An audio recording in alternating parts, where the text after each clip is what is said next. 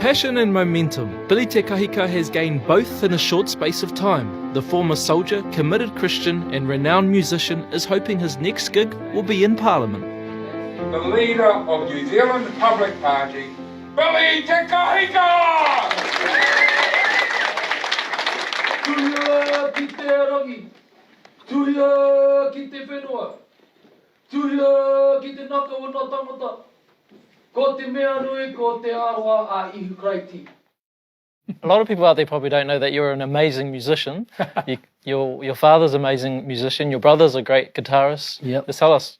Well, as you know, I come from a long line of musicians.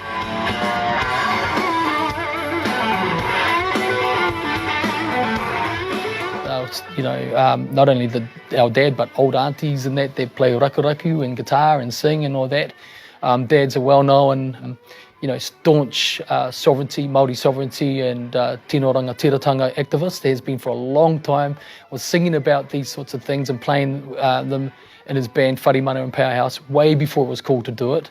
And, and a big advocate for peace as well. Okay, kia ora everybody. But Billy came into his own during lockdown. The government copped plenty of criticism from iwi, activists and politicians as it rushed through new emergency powers. But Billy took his frustration to Facebook. Thousands tuned in. He's been uploading videos ever since, and now Billy's hoping to transform his social media following into a political movement. What are your thoughts on the Labour government and Jacinda Ardern? Jacinda is not working for the people of New Zealand, of Aotearoa. That's number one. We believe that she's working to the script. We believe that the Labour government has, in particularly, gagged and decapitated the power and the authority of the Māori MPs within Parliament. The fact that they've brought in the COVID-19 health response bill, which is a democratic destroying bill like you've never seen before. But it's not only that, the bill itself, but it's the way they introduced it. They hid the paperwork right until the last minute, slammed it on the decks on the day, and hey presto, here everyone, have a look at this, we're ramming it through, and that's what they did. We believe that we have a government that is no longer accountable to those democratic processes, and we believe that our rights and freedoms are very much under the most extreme kind of threat that we've ever had as a nation. Billy is on the road. He's confident his party can make it into Parliament. At the time of filming this, his party is only 11 days old. Some will call him crazy, but others turn up. This venue in Hamilton is packed, as are others across the country.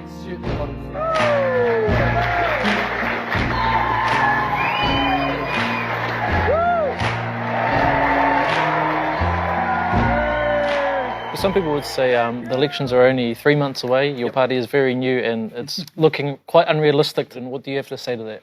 Well, I would have had to have agreed with that a few weeks ago because I'm the most reluctant politician that I've ever met and that I know. I didn't choose to be the head of a major public and citizen movement like this. The calls to stand as a parliamentarian grew and they became thicker and faster every day. An avalanche like I've never seen before.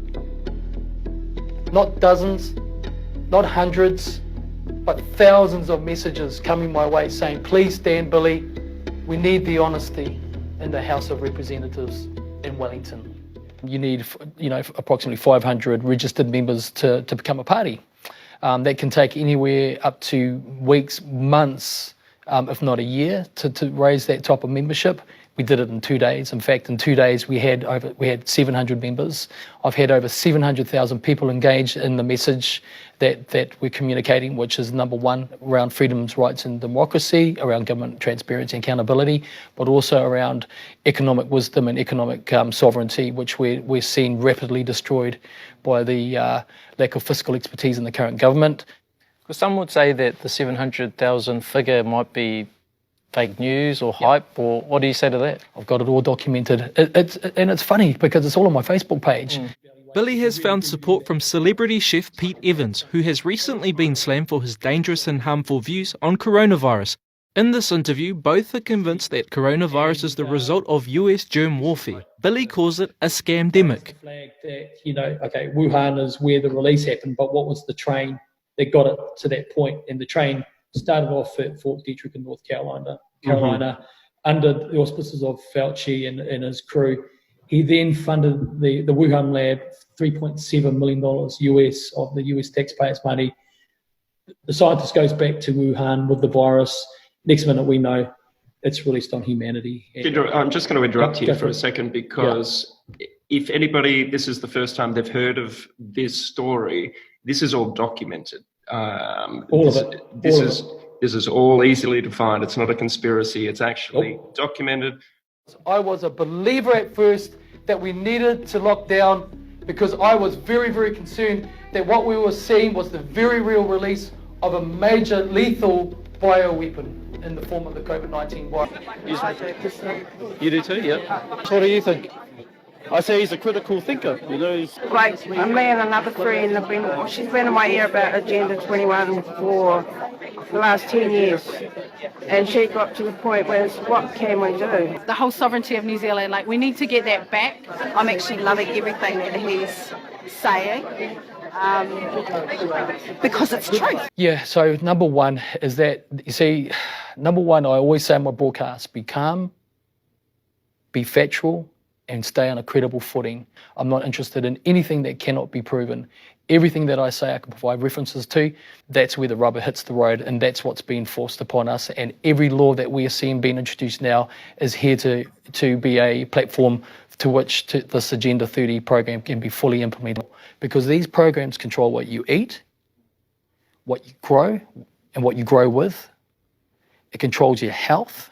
So really these agendas are about essentialising all of the world's assets and population movement into a central controlled unit and controlled by the UN. You know, it's because the uneducated Hiku, you know, when I was a kid, everybody applied critical thinking. It was just done every day. But now, to disarm critical thinking and the power of it, and to say that people are educated, you're now called a conspiracy theorist or a Jacinda hater. But that's not where we live. We live on fact. We live on references and sources, and we can prove it any time of the day or week.